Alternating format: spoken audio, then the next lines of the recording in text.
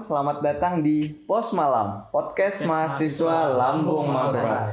Bersama kami, saya Muhammad Arif Saman. Saya Rahmat Januar Wibowo. Saya Dorotheus Abramarsi. Dan saya Sapuani.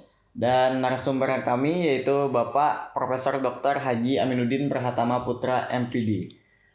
Nah, di sini kami akan membahas tentang penelitian beliau yang berjudul Pembinaan Moral Siswa SMP tentang Isu Lingkungan Tepian Sungai menggunakan Problem Solving. Ya, boleh dong Pak ceritakan bagaimana Bapak bisa meneliti tentang masalah ini.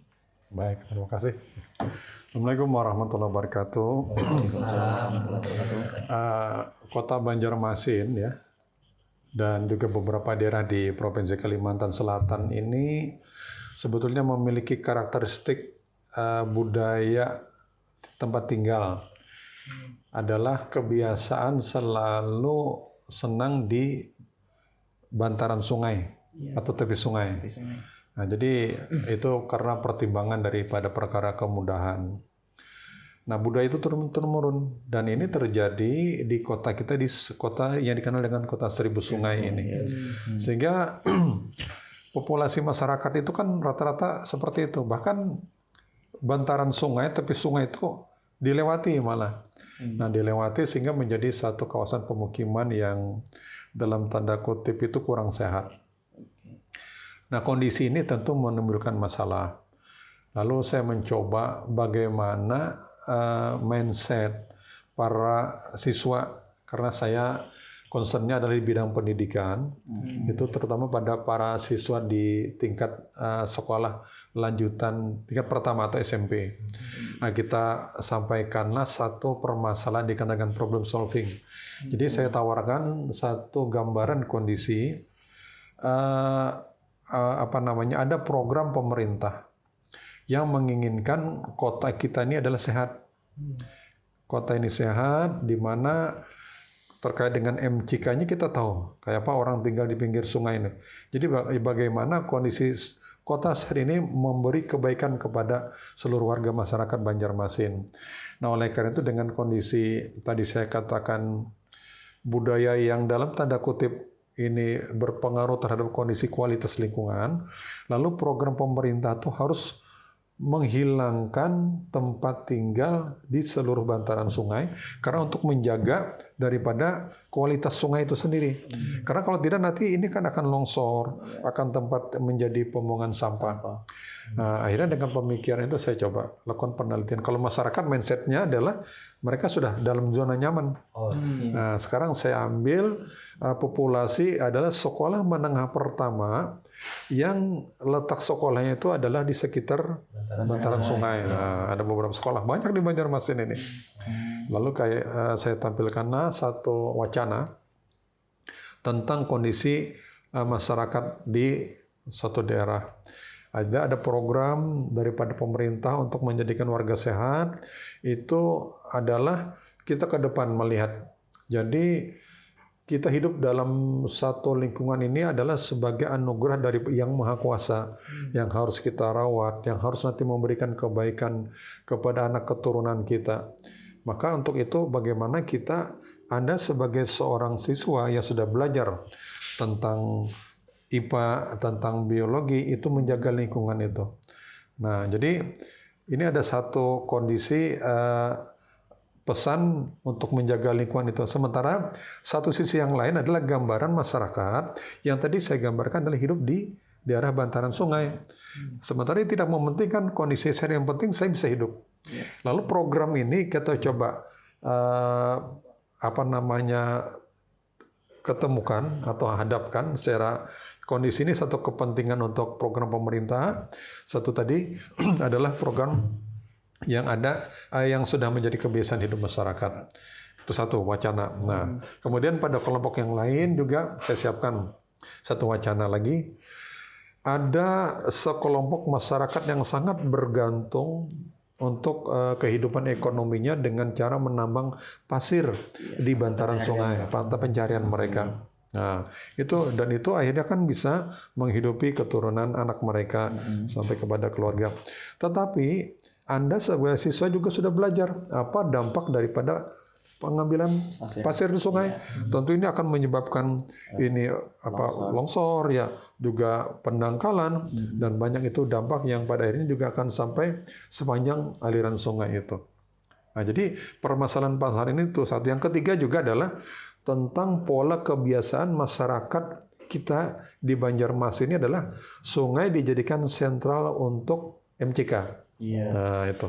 Jadi mandi, cuci, untuk BAB juga kan itu. Nah, sementara untuk kemudahan itu satu sisi juga adalah tadi perlu kita memperhatikan faktor kesehatan. Iya.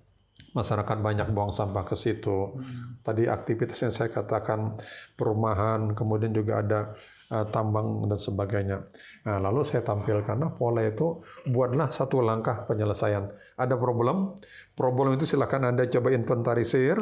Nah, ternyata mereka ketemu. Nah, ketemu permasalahan untuk menanamkan mindset siswa tadi, membuka kesempatan memecahkan masalah. Nah, itu dulu. Silakan. Oh, jadi Pak, mengapa judulnya spesifik ke pembinaan isunya terhadap siswa SMP? Betul. Mungkin karena siswa SMP itu pola pikirnya sudah mulai tumbuh seperti itu ya Pak? Betul. Dan mereka mungkin mengkritisi juga terhadap isu-isu yang terjadi di sekitarnya. Benar. Termasuk Ya. itu tadi. Itu lalu saya sebutnya namanya adalah moral. Sebetulnya karakter ya. Dalam bahasa kita disebut karakter. Tapi tadi adalah bagaimana karakter itu akhirnya membuat satu mindset daripada pola pikir mereka sampai kepada menyentuh perasaan mereka untuk menyelesaikan suatu permasalahan itu. Jadi dengan cara kita membuka kesempatan mereka memecahkan masalah tadi, problem solving tadi, pada akhirnya adalah mereka menemukan jawabannya sendiri. Itu tadi. Pak, saya ada membaca penelitiannya itu, tujuannya itu bahwa itu mendeskripsikan. Betul. Ini berarti mahasiswa SMP ini mendapatkan informasinya tidak dari Bapak. Atau seperti eksperimen yang Bapak kasih materi, kemudian mereka sadar, atau mereka sadar dengan sendirinya. Nah, yang terakhir itu tadi. Nah, jadi makanya tadi kan berbasis problem solving. Problem solving itu memecahkan masalah. Kita buatkan satu masalah. Saya hanya menggambarkan satu gambaran masalah yang terjadi di daerah kita. Mereka nanti akan mampu mendeskripsikan bagaimana pemecahan itu. Nah, sehingga saya bisa mengklasifikasikan penyelesaian masalah itu mereka pada level yang mana.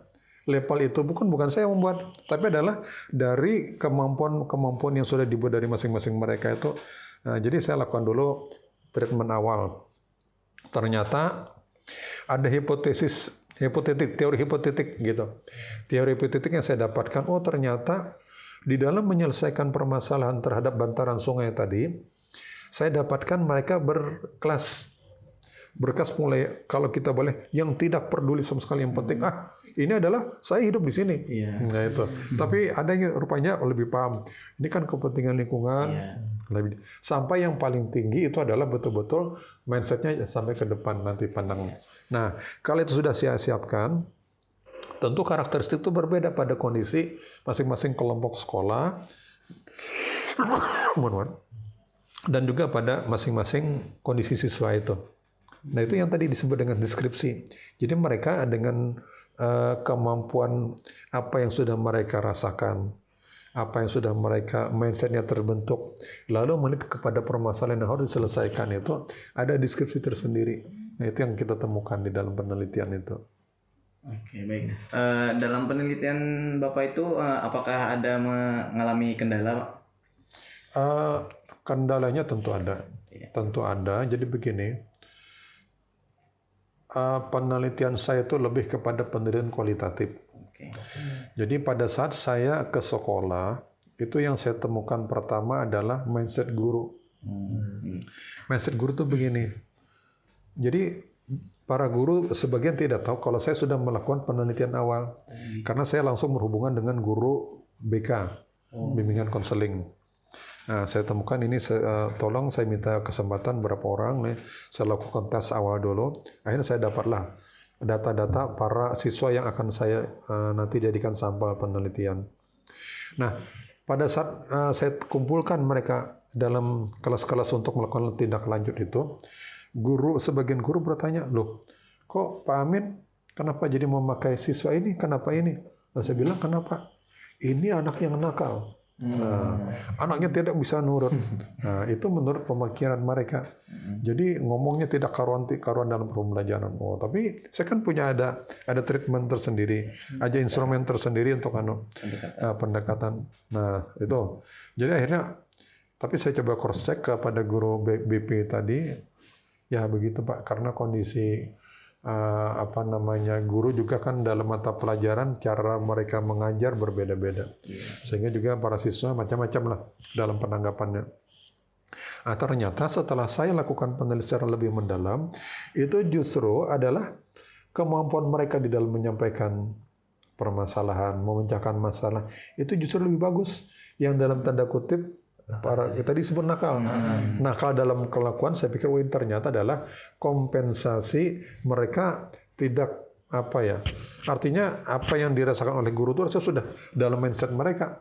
Mereka kurang tertantang untuk mendapatkan pelajaran itu. Nah, tapi begitu saya paparkan dengan satu permasalahan, itu mereka justru lebih tertarik. Ya kalau hanya ceramah, disuruh tugas sederhana itu malah menjadi hal yang mereka tertarik dengan treatment Bapak yang seperti Nah, itu ya, benar-benar. Kan jadi kita istilahnya kasih masalah mereka bicara, bukan dulu selalu dikoloni. Itu yang menyebabkan mereka akhirnya kompensasinya tadi adalah macam-macam. Itu kendalanya itu yang saya rasakan kemarin itu. Jadi teman-teman juga dari penelitian itu. Boleh tahu Pak, tempat penelitian pian ini di mana lebih spesifiknya? Ya, tadi beberapa sekolah yang ada di sekitar bantaran sungai. Jadi SMP 21, SMP 16 ya di Kuin. Di Kuin itu ada 3 atau 4 sekolah. Ada beberapa sekolah. Kemudian juga para mahasiswa saya melanjutkan pada banyak sekolah yang mereka dengan kondisi penelitian saya seperti dicoba dengan kondisi yang lain sama hampir seperti itu. Harapan kedepannya Pak buat dari penelitian pian tadi? Ya, jadi ini kan saya sudah bisa membuat yang pertama adalah tadi klasifikasi deskripsi yang ditanyakan Mas Adim. Klasifikasi deskripsi daripada para siswa SMP di dalam memecahkan permasalahan bantaran sungai. Nah, oleh karena itu dengan kondisi ini menjadi dasar untuk nanti melihat mengklasifikasikan para siswa itu bukan hanya sekadar nilai raport sebelumnya, tapi adalah juga dalam kemampuan mereka menyampaikan permasalahan, memecahkan masalah. Nah, sehingga dengan kondisi ini kita sudah bisa, kalau sekolah atau kelas itu menjadikan kelas yang memang adalah acak, random, itu sudah ada kombinasi mana siswa yang berkemampuan rendah, tapi juga di situ harus berkemampuan sedang, ada sampai yang tinggi di dalam pos pembelajaran, sehingga mereka saling bisa berinteraksi dan juga pada akhirnya akan membuat satu kemampuan pembelajaran sebaya. Mereka belajar sesama gitu dari para teman-temannya. Itu harapan saya ke depan. Pak mau tanya, mohon maaf kalau di luar konteks dari penelitian Bapak, tentang tentang sungai yang di dekat Pasar Sudi Mampir itu Pak, kan sering situ sampahnya numpuk. Nah, itu menurut Bapak apakah kesadaran masyarakat Banjarmasinnya itu masih kurang tentang sungai atau gimana itu? Ya, baik. Tadi pertama adalah budaya hidup masyarakat kita selalu senang di bantaran sungai. Itu yang pertama. Dengan kondisi seperti itu, akhirnya terbiasa pada pola hidup yang juga serba mudah. Antara lain, sampah bukan lagi dibuang ke tempat sampah, tapi adalah lempar saja ke sungai. Nah, ini buang air besar. Nah, itu. Makanya ini kadang-kadang juga menyebabkan, kan kita karena di pinggir sungai begitu, buang hajat, larut tidak perlu disiram. Tapi kondisi ini kalau kita tidak membiasakan seperti, akhirnya begitu dapat MCK yang sudah sehat, itu kan membawa budaya yang kurang bagus karena itu tidak disiram, karena merasa terbiasa di sungai. Nah, kembali kepada yang tadi saya katakan, jadi memang di mana-mana, tidak hanya di Banjarmasin, di Jakarta, di Surabaya, banjir itu adalah sampah yang juga numpuk. Dan itu manakala ada istilahnya akhir daripada perjalanan, misal pintu air irigasi. Kalau kita di Banjarmasin tadi di bawah jembatan, itu kan pertama ranting-ranting yang datang, akhirnya datang lalu tertahan. Nah ini juga adalah salah satu indikasi tadi, indikasi daripada masyarakat yang masih belum begitu menyadari pentingnya menjaga daripada lingkungan kita ini. Sungai kita juga merubah daripada budaya membuang sampah yang semestinya juga tidak menyebabkan manusia dan makhluk lain itu menjadi dirugikan. Sekarang begitu. Ini Pak, satu lagi, Yang terakhir. misalkan ini Pak, masyarakat yang Bapak pandang ini yang tinggal di bantaran tepian sungai ini bagaimana Pak? Misalkan dari pemerintah ini sudah menyediakan perumahan bagi mereka, tapi mereka sendiri tetap ngebet untuk membangun pemukimannya di tepian sungai. Ya. Kira-kira bagaimana itu Pak? Ya. Apakah mereka sudah terlalu betah dan terlalu enak mungkin di situ? Itu pasti. Tidak mau dialokasi ke tempat lain. Betul. Tapi kan kebijakan pemerintah itu adalah juga untuk kebaikan masyarakat warganya itu. Kita sudah lihat banyak. Sampai contoh di apa itu lapangan Stadion 17 Mei itu dulu ada. Nah itu kan pulau apa namanya Mas? Lupa saya. Itu kan dulu adalah kawasan kumuh. Kawasan kumuh di pinggir sungai yang luar biasa sampah itu. Akhirnya itu diambil oleh pemerintah untuk dibersihkan, lalu disiapkan diganti dengan yang di Sultan Adam di Jari Saleh itu. Alhamdulillah mereka menjadi orang-orang yang sehat, ya kan? Lingkungannya maksud saya. Jadi tidak lagi tertata bagaimana satu pemukiman yang memang sudah sesuai dengan aturan pemerintah. Nah, jadi tinggal regulasi saja lagi. Jadi kebijakan dari pemerintah kalau ini adalah untuk kepentingan daerah, kepentingan pengembangan daerah dan juga untuk sungai yang sehat di masa akan datang, maka harus ada payung hukum yang jelas. Sehingga kita akan mudah membuat satu kebijakan atau bahkan sanksi ya kalau itu tidak diikuti oleh warga masyarakat. Segera begitu. Nah itu tadi podcast kami bersama Bapak Profesor Dr. Haji Aminuddin Prahatama Putra MPD selaku Wakil Rektor 1 Universitas Lambung Mangkurat. Ya, terima kasih Bapak atas waktunya dan Sama-sama. juga Ya, sukses ya. Terima kasih buat teman-teman semua yang sudah menyaksikan podcast kami sampai akhir. Dan jangan lupa saksikan episode kami di pos malam lainnya. Podcastnya Siswa Lambung Mangkurat.